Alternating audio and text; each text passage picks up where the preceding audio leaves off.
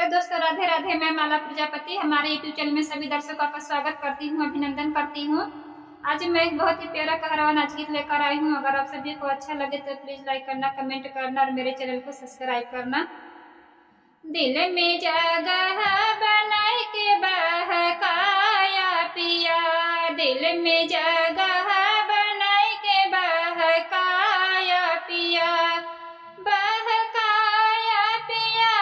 बहकाया पिया, दिल में जगह बनाए के बहकाया पिया, दिल में जगह बनाए के बहकाया पिया।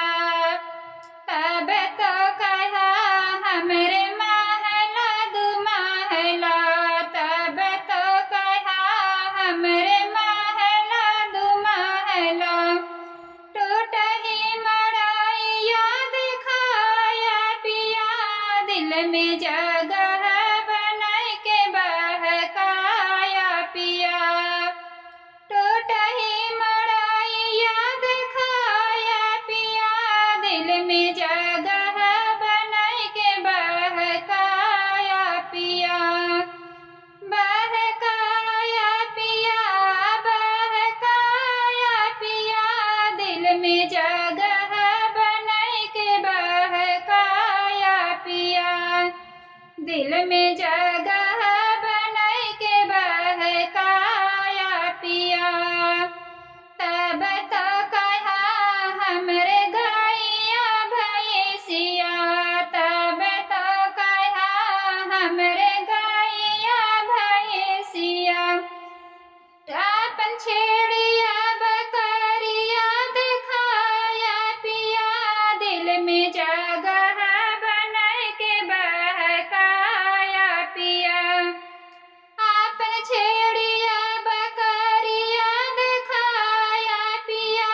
दिल में जगह बनाए के बहकाया पिया, दिल में जगह बनाए के बहकाया पिया। तब तो कहा हमरे खेत खरिहानवा, तब तो कहा हमरे खेत खरिहानवा, अपने घर का पिछवाड़वा दिखाया पिया, दिल में जगह बनाए के बहकाया पिया,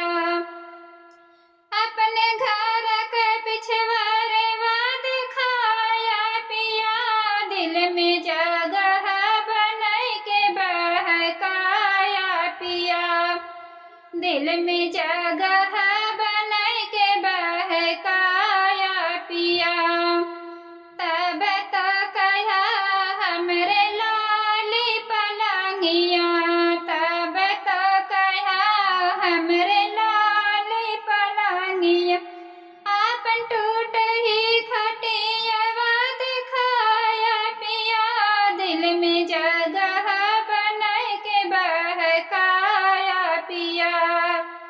आपन टूट ही खटियावा दिखाया पिया, दिल में जगह बनाए के बहकाया पिया, दिल में जगह बनाए के बहकाया पिया, बहकाया पिया, बहकाया पिया, दिल में जगह बनाए के बहकाया पिया, दिल में जगह